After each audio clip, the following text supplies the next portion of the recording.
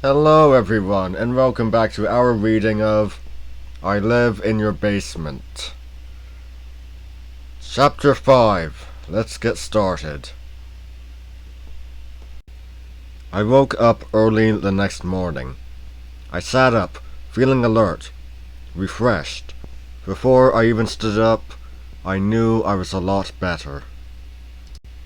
My head didn't throb, my muscles didn't ache. I took a long shower.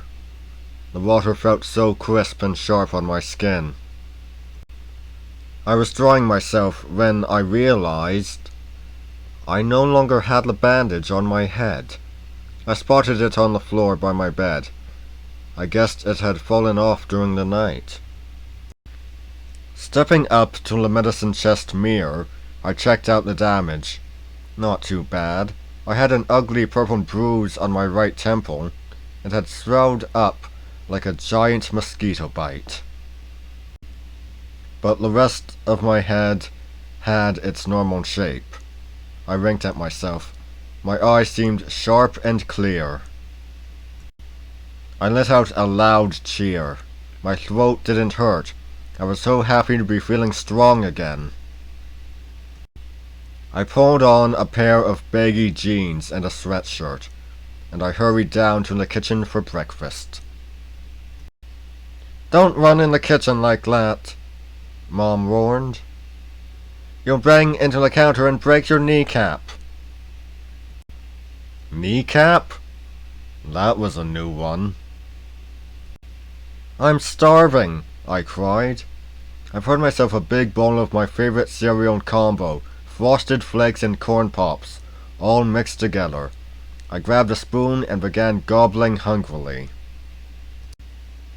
"Don't eat cereal so fast," Mom warned. "It'll clog your stomach pipes." I'd heard that one before. "Guess you're feeling better," Mom said. She smiled at me and squeezed my hand. I nodded. "I feel fine," I told her. "What day is it?" "Saturday," she replied. Her smile faded.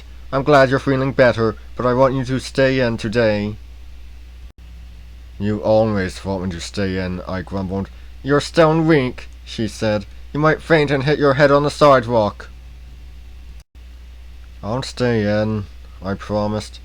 A loud thud made me jump. "What was that?" I yelped. Mom stood up. She studied me. "It's just someone knocking on the door," she said. "See, you're still not yourself, Marco." "I said I won't go out," I groaned. Jeremy came into the kitchen. He stopped halfway across the room and stared at me. "Are you alive?" he asked. I pinched my arm. "Yeah," I told him. "Don't pinch yourself, you'll make a bruise," Mom warned. Jeremy didn't come any closer. He stood in the middle of the kitchen and stared at me. "Why don't you sit down while I finish my cereal?" I asked him. "It's okay to come over here, you won't catch what I've got." "Did you eat breakfast?" Mom asked Jeremy. "Never go out on an empty stomach, your whole system will stop working." Jeremy walked to the table. "I just kept picturing Grinny swinging that bat," he said. He swallowed hard. "It was so horrible. I saw the whole thing." He dropped into the chair next to me and sighed. "I thought she knocked your head off, Marco. I really did. I was sick. I thought I was going to heave up my lunch on the grass." "Don't talk about heaving at the breakfast table," Mom scolded. She started for the door. "I have to leave for a short while, Marco. Remember your promise. Don't go out." "I remember," I muttered. "And take it easy," she instructed. "Just sit and talk. Don't do anything else. You'll pass out." When she disappeared, Jeremy turned to me. "You really okay?" he asked. I nodded. "Yeah, I don't feel bad at all." I finished the last of the cereal and poured myself a glass of orange juice. I feel a lot better than yesterday, I declared. Granny called me last night, Jeremy said. She wanted to know how you were doing. She was really messed up, you know, about hitting you. I snickered. You mean she didn't brag about what a great string she has?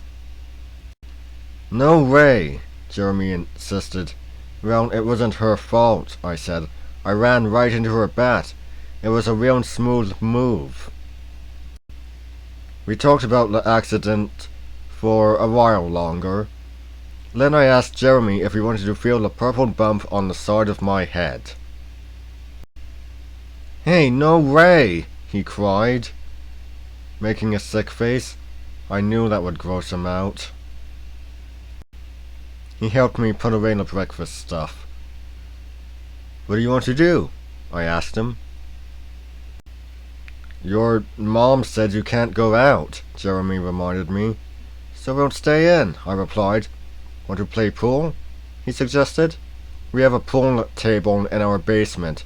It's a regulation-sized table, and there isn't quite enough room for it. You have to tilt your pool cue up and play around the concrete beams.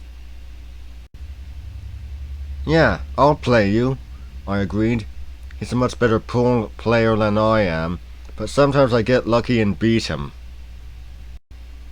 I finished shoving the breakfast dishes into the dishwasher. Then I led the way to the basement door. I reached for the doorknob, then stopped. I live in your basement. I remembered the boy's voice on the phone, so flat and cold. You're going to take care of me from now on.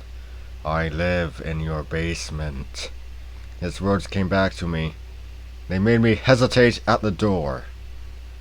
But I only imagined that call, I told myself. There was no boy, no voice, no key. I imagined it because I got hit on the head. Right? I pulled open the door. I gazed down the basement steps. Then, gripping the banister, I led the way down. And that concludes chapter 5. Yeah, so, what lives in the basement? What is this key? Well, obviously that thing that's on the cover, but what exactly is it? He. What is he? Well, that's all for today. I'll see you next time. See ya!